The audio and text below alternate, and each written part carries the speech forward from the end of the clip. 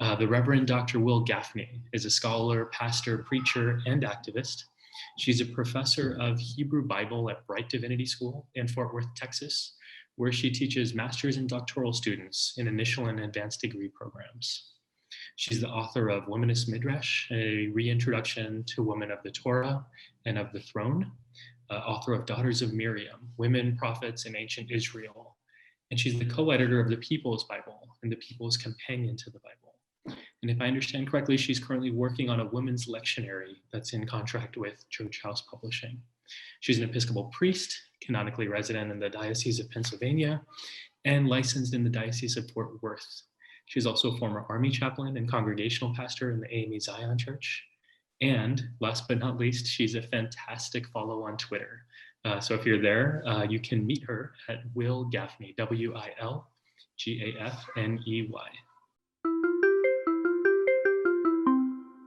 Thank you for watching the Religion News Service series, Anti-Racism as a Spiritual Practice. I'm your host, Dr. Simranjeet Singh, and this episode is part of the second season of our series, which we filmed late in 2020. The first season, which was entitled Becoming Less Racist, can be viewed on religionnews.com. We thank Columbia University and Trinity University for their support in making the second season possible. Really a pleasure to be in your company finally, in a face-to-face way. How are you? How are you holding up? Thank you very much for having me, Simran, and thank you to the community for turning up tonight. I'm doing well. It's the end of a long day, but I am well. That's great. I would love to just jump right into it and ask you about your childhood and your upbringing. And I know as scholars, we don't often talk about these sorts of things, but I'd love to know, what was your childhood and what's your background like? Could you share some of that with us? I'm the daughter of two teachers, and that meant that I had a curriculum at home as well as a curriculum at school. And how that relates to our topic today is that my parents were concerned that my teachers at school were underestimating me and really underestimating everyone. So I had my own vocabulary list of words at home, and we were doing hat, sat, rat, and cat in school, and my spelling word at home was alligator. And one of the things that meant is that I received a Black history education from my childhood. My very first book that I read by myself was called She Wanted to Read, and it was the story of Mary McLeod Bethune. My first advanced book was the Autobiography of Frederick Douglass. So I grew up in an immediately post-secure voting rights era. When I was an Army chaplain, my father served and my grandfather on the other side served. So I'm a third generation soldier, but I'm the first of those three generations to be born with the right to vote in this country. And so that was something I was very much aware of growing up. That's really interesting. It's so different from my own experience of how I grew up, and especially the education piece of having an extracurriculum at home. I'm sure you didn't love that as a child, that you were asked to do more work at home. I didn't. It also made for great stories. My mother's degree is biology, and she was a science teacher. And one of the stories is that when my brother was coming, I told my mother, as 6-year-olds will, that she was fat, and I got a thorough sex education lesson with models, with working parts and removable organs. Oh, that's hilarious. My wife's in the sciences as well, so I'll have to make sure I keep her in check there. Let me ask a little bit about your religious and spiritual upbringing. What did that look like for you at home? I am grateful for it because it was varied. My mother's family was Baptist. My father's family was Methodist, but he was not attending. And my parents divorced when I was young. And so my mother was primarily responsible for my spiritual nurture. And her focus was whatever church had a good program in terms of education and spiritual formation for young people at whatever our phase of development was. So we were not locked into a denomination, and I didn't grow up with the notion that this is the way in terms of within Christianity, this church versus that church. So I had a non-denominational church during my teen years.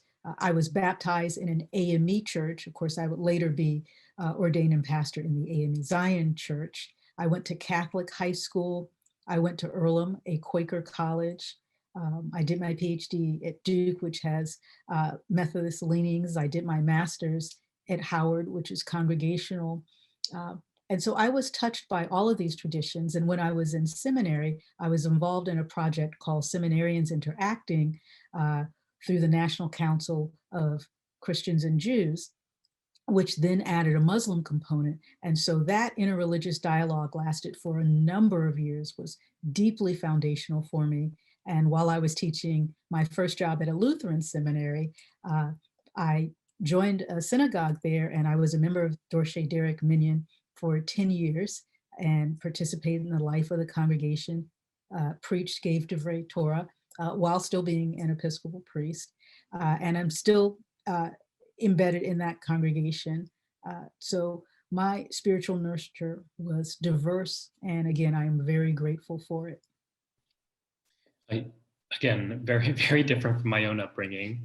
And I would love to hear from you. So one of the challenges I think people have that you don't seem to have is one of holding multiple truths at once, of respecting people who have differing worldviews, especially when it comes from inside of a tradition. And so can you talk to us a little bit about how that comes to be? How is that possible in someone's mind? I'll say more directly, in a previous conversation, we talked a bit about religious supremacy. The idea that when we are committed to a particular way of thinking or worldview, that we presume that it's the best and that everyone else is inferior in some way. And so how are you able to manage that tension within your own mind? So I was certainly raised with that, and some of the churches that I attended absolutely teach that. But I came to understand God as bigger than our texts and our stories and our experiences. And my understanding of God is not sectarian, but it is also Christian, because the idea that I have the notion of God, and as a Christian, notion of God who manifested in this world as a physical incarnation is a Christian understanding of God. Even within that framework, I understand that God is not limited to our texts and our traditions. I teach the Hebrew Bible, as you mentioned, and we spend some time in our class talking about Iron Age theology. There are times when the texts are transcendent and reveal a God who is far beyond the culture and its limitations. But there are times when the portraits of God in the text is an Iron Age warlord. And so we talk about, in my writing and in my teaching, God in the text and God beyond the text. So I had to grow into an understanding of God that was not limited by text, tradition, or doctrine.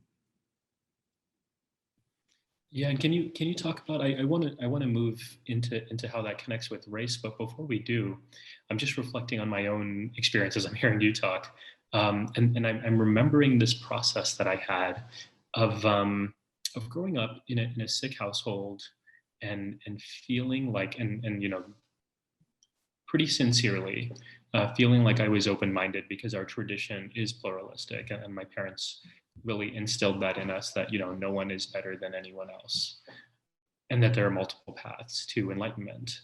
But although I held that dear to myself, I remember this moment when I was in college um, where I started to recognize that in spite of the fact that I believed that, I still felt like I was better than other people, or that my version of practice was better than other people's. And that was a really tough thing to grapple with for me personally. And I think that's why I remember it so vividly. The revelation within myself that I wasn't as open-minded or pluralistic as I told myself. And I'm hearing you. I'm hearing a little touch of that as you're saying, like there was a growth process for you, and I would love for you to speak to what was it, if you can remember, if there's anything specific. What was it that helped you open up to this idea of an expansive God that is not limited to any sect or particular community? It's conversation partners and teachers. Um, I remember um, hearing Billy Graham at the end of his life in what was probably a 60 Minutes interview, where he said that when I was young, if you asked me what heaven was like, I could give you a literal description by quoting the book of Revelation. That's what the Bible says. Heaven is like this. That's what it's like. There's gold over here. There's pearl on the gate. That's it. And he says, at this point in my life, I understand that that's a way of thinking about what heaven is, that it's more about the relationship with God and the splendor of being in the presence of God. And I thought, Billy Graham is not being literalist. I wasn't a scholar then, I wasn't using that language, but if Billy Graham said you can think about the text differently, that's probably all right. Now, I have lots of issues with Billy Graham now that I know his history on race, but he was a significant figure. And I remember another pastor who I knew personally preaching and saying, Jesus is the way. I know that there are other ways in the world. I can't vouch for them. I can say, this is the way that worked for me. And that's a subtle set of differences, but it was very powerful and impactful because I had grown up hearing people preach, here's what's wrong with these other traditions. And he, in this case, was able to say, here's what's true for me. And I don't have to degrade anyone else's tradition. I can just say, from my experience, I don't know how that works. I know how this works. And so there were just little touchstones of listening to people think out loud and wrestle towards inclusion, so that by the time I was in seminary, even though I could not articulate it well, when my theology professor, the Reverend Dr. Kelly Brown Douglas, said that if I'm wrong about this gospel project being a liberatory, inclusive, radical project, then I will be happy to have been wrong because I was more inclusive rather than less inclusive. So each of those little touchstones, and I'm sure there are others, but those are the ones that stand out. Yeah, that's really helpful. I love that, and I'd love to think about, you've mentioned race, I've mentioned race. I'd love to think about how we connect the dots here. We've talked a bit about the ideas of supremacy and holding in tension our identities in relation to others without creating a hierarchy. How does this play out in race? And that's a super broad question. So let me ask it more specifically, and then we can explore it a bit more. How has your idea of a more expansive God, one that is not tied to a particular sect, how does that manifest itself in the way we think about human diversity when it comes to race? Does it? I mean, the obvious answer is like there's no place for racial hierarchy, and I imagine that's what you would say. But what does that look like within somebody when you're encountering difference, whether it's on the basis of someone's religion or on the basis of their racial background? The notion that is in the Hebrew scriptures and therefore part of Jewish tradition and then subsequently part of Christian tradition, that that we are created b'Tselem in the image of God is foundational. And so whether you understand their religion or agree with it, the profound ethical responsibility towards the dignity of the human person, and I would argue even from a non-religious viewpoint, from friends and colleagues who are humanists, that in terms of human life, for people who don't want to speak from a religious perspective, or if I was speaking as in a non-sectarian fashion. Um, Human life is precious, and if we only respect it when it conforms to a certain set of standards, be it religious affiliation, ethnic or national identity, then we don't truly respect that human person and value their life. Um, we treat them often as an incomplete or literally unconverted life until they get on our page. Um, that's not a full measure of respect. Yeah, I appreciate that. It's very similar to how I think about it as a Sikh, and our foundational teaching is ikonkar, which refers to the oneness of the entire creation, and so this idea of a shared humanity and light and dignity is foundational to our teachings as well. Um, I would love to hear where this gets messy, and for me at least, where this gets messy is in dealing with people who are mistreating you or are unable to see your light or your divinity. And you as a Black woman, I'm sure have had your fair share of encounters with people who treat you unfairly, who fail to see your humanity. And so, what does that look like for you in a moment of indignity? How do you retain, or do you even try to retain that sense of somebody else's humanity in that moment?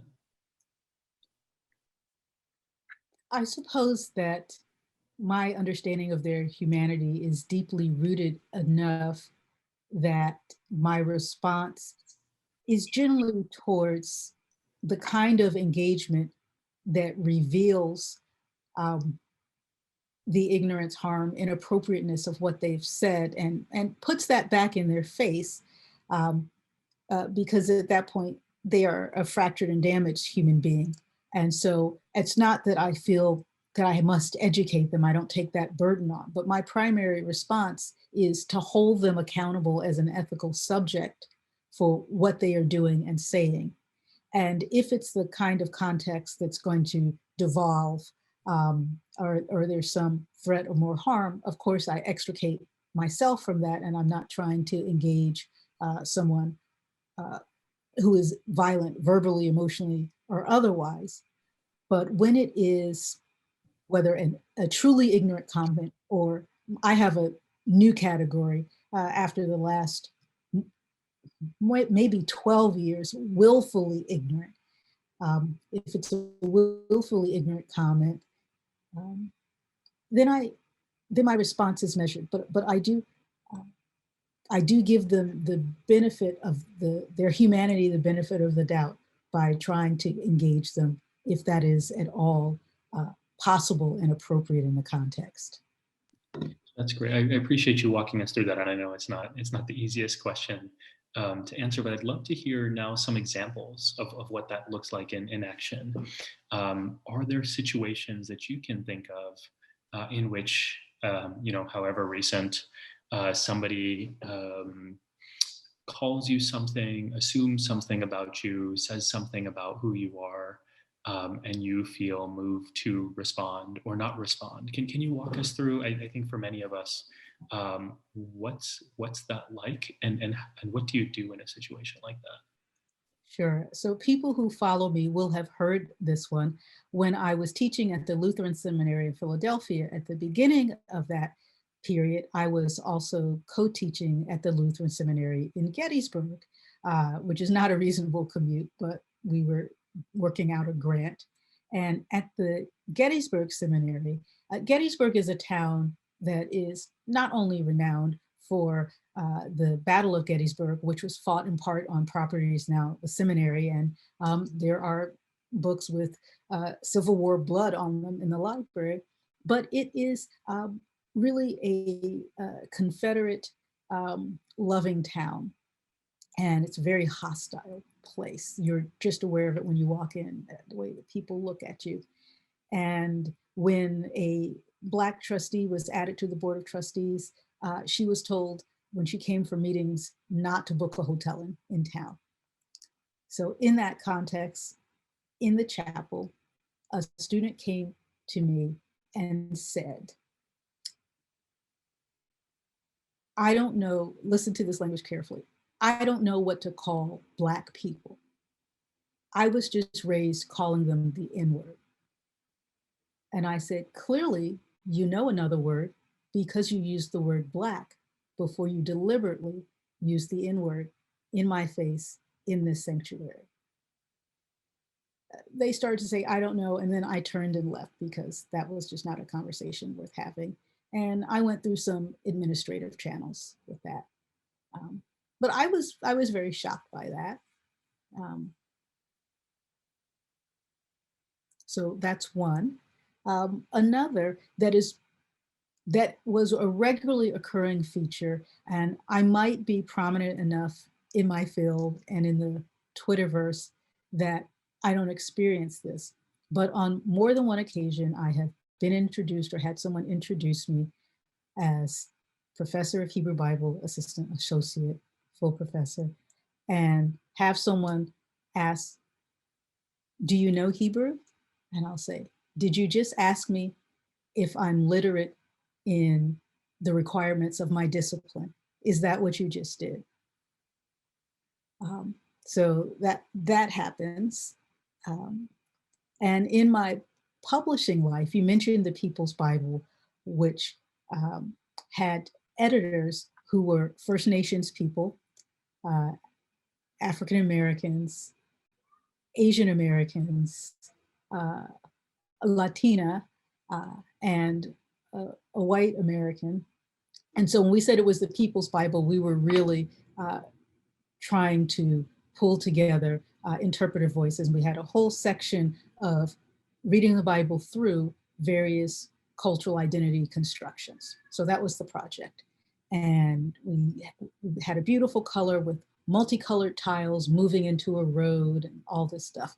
And so the press I worked with, I was very pleased with that project, did a number of things.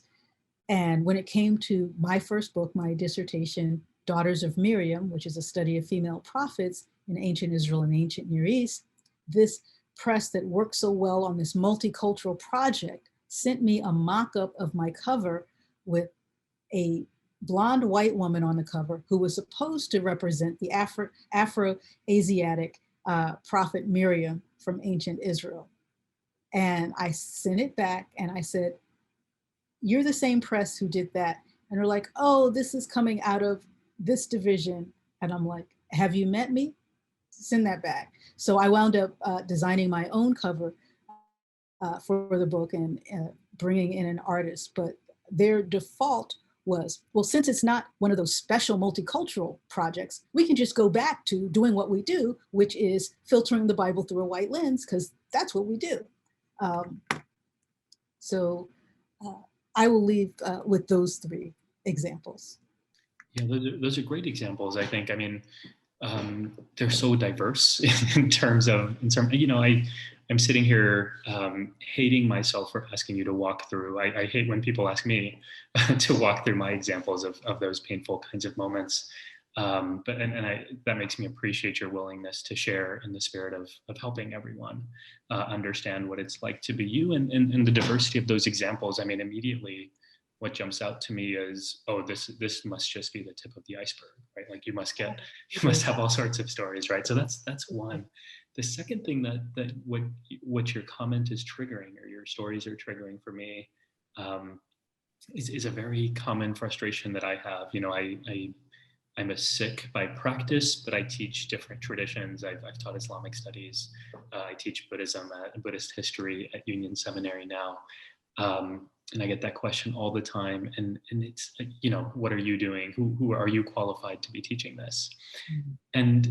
And I get it from academics as well. And the frustration here, and I assume this is true for you as well, is that if I was white, no one would ask me that question, right? It's not frustrating that people are asking me the question on its face, but to know the context and the assumption of who gets to teach, who is considered to be an authority, who would be qualified, who would be quote unquote objective, right? Like that's part of the problem here. So I love you for surfacing that, because it's something that I deal with a It was lot a of. white male colleague at TCU, which is where Brite Divinity School is housed. We were all going through new faculty training on the LMS. So he's sitting in the same room with me as a new faculty member himself. Uh, Yeah, and well, I have gotten versions of that from students. yeah, yeah. I mean, for those who are listening in and don't have experiences like this, just to note that this is what we're discussing here is the expectations of normativity.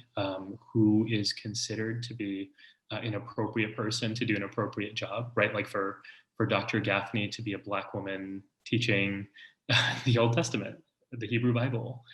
No one would expect that. And what does that tell us about our assumptions, right? Like what does it tell us that when I walk into a classroom of Buddhist history students, their eyebrows all go up and ask if I'm the right person in the room, right? Like there's some real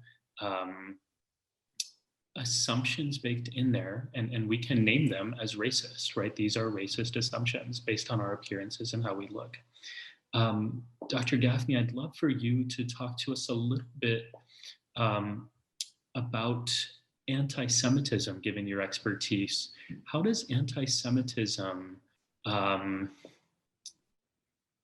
based on your own experiences with anti-Black racism, how does anti-Semitism map on to anti-Black racism? Where are there intersections? How might they be different? What could you say about those two things together?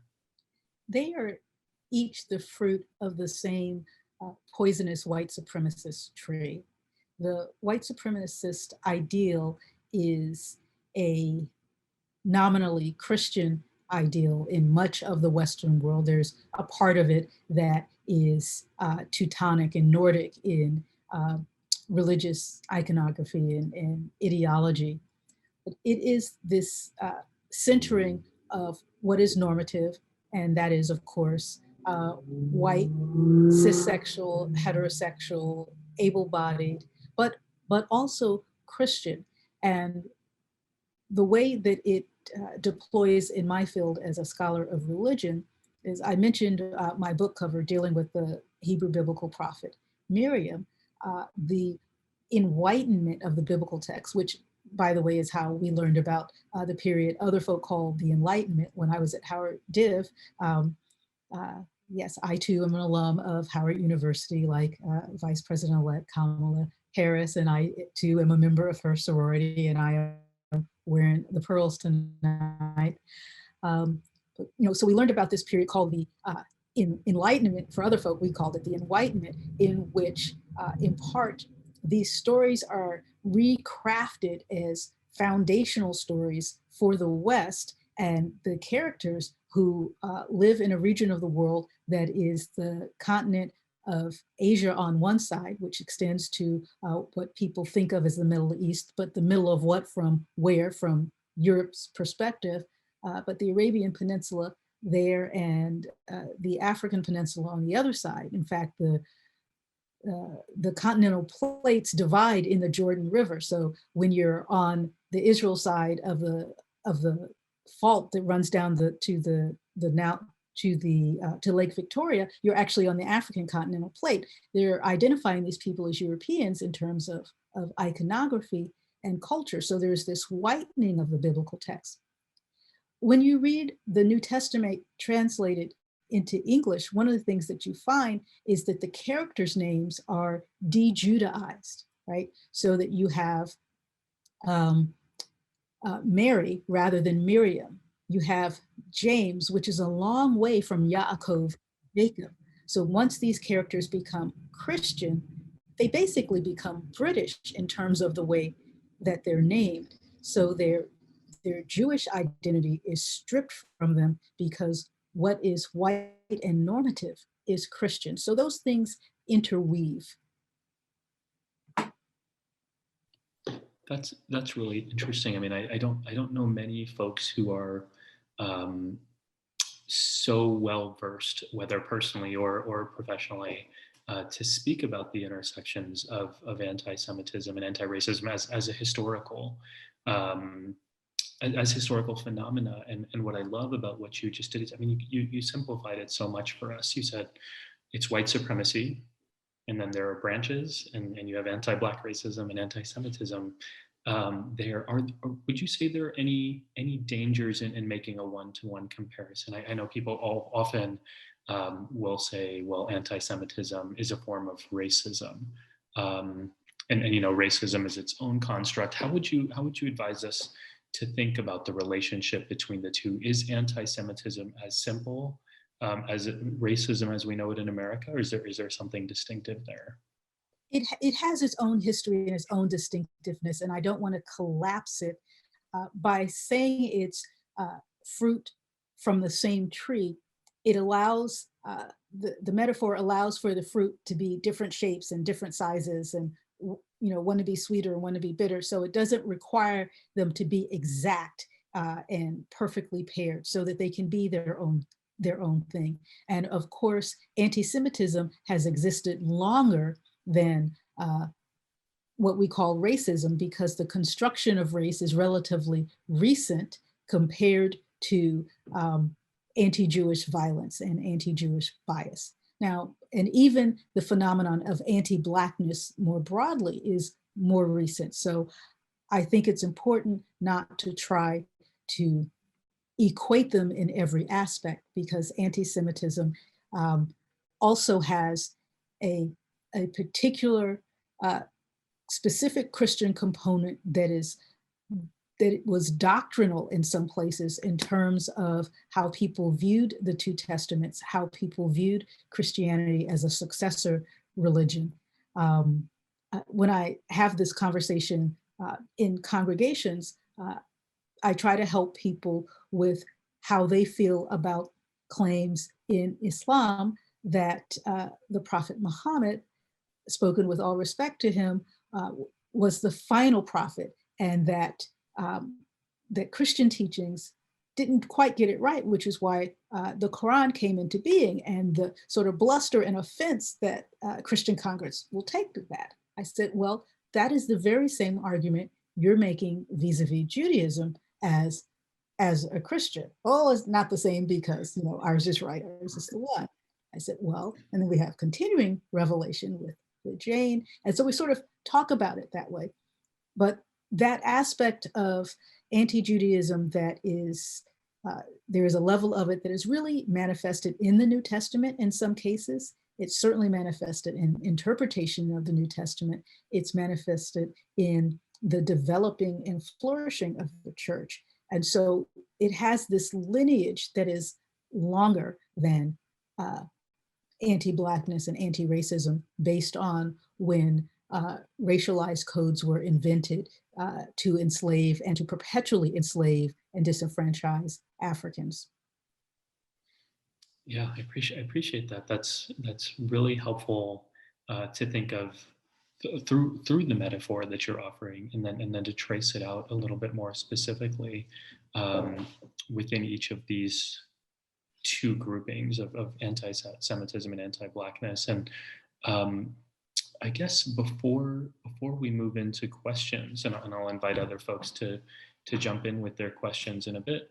I'd love to hear what wisdom you've gained along the way in dealing with the racism and the bigotry that you've encountered throughout your life, whether that's what we would call personal affronts, direct racism, what we might call a microaggression, what we might see as an online attack. What have you learned? What helps you deal with the kinds of things that you've experienced?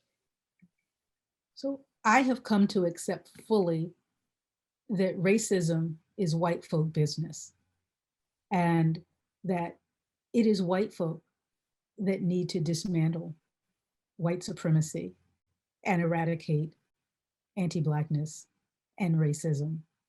So when I have some engagement, and it's a person that there's the possibility of being in conversation with beyond that moment, not somebody yelling something out of a car window, that happens.